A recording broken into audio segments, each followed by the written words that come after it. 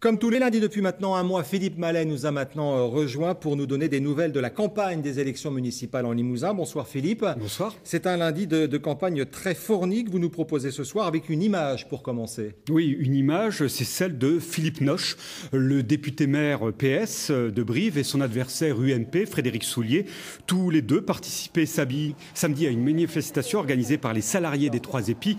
Image symbolique de ces deux candidats réunis pour la défense de cette librairie et qui d'habitude ne se font pas du tout de cadeaux.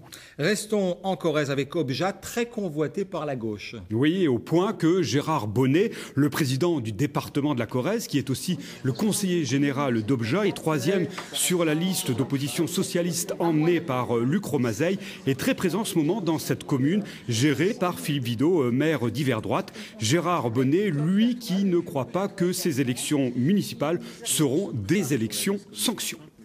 Les maires seront jugés essentiellement en partie sur leur bilan, sur leur personnalité, et qu'à partir de là, je pense qu'il n'y aura pas de lien avec ce qui se passe au niveau national.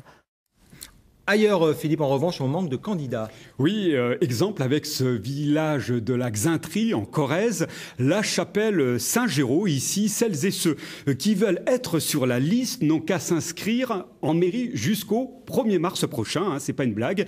Et s'il y a plus de candidats que de places, eh bien, il y aura par la suite, à partir du 1er mars, donc un tirage au sort. Alors, dans la plupart des cas, les maires repartent pour un tour, mais certains rendent leur tablier bon an, mal an. Oui, c'est le cas de Daniel Nouaille, qui après 37 ans à la tête de la mairie d'Aix-sur-Vienne passe la main sans désigner son successeur. Il faut dire que cet ancien vice-président du conseil régional ne veut plus soutenir ses camarades, ou plutôt ses anciens camarades du PS, au point d'ailleurs d'avoir rendu sa carte. Je n'ai pas milité toute ma vie pour ça. Je ne me suis pas engagé pour ça aujourd'hui. Voilà. Je verrai demain ce qui se fera, mais pas avec les gens qui sont actuellement au pouvoir. Et samedi, la voie est libre se rendra d'ailleurs à Aix-sur-Vienne, mais aussi à Aubusson. Et la voie est libre, justement, ce samedi était consacré à Ussel.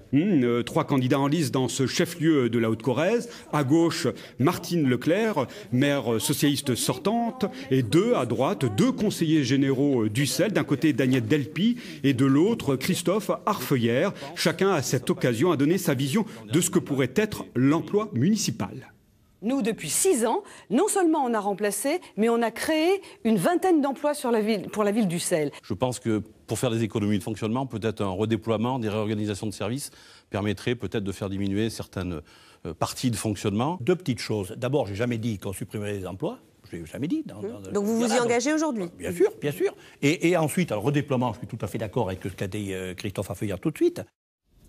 Enfin, en Creuse, à Guéret, comme on l'a vu lundi dernier pour Limoges, le maire sortant lance sa campagne. Sauf que Michel Vernier, lui, repart avec les communistes tout en s'alliant à Europe Écologie Les Verts.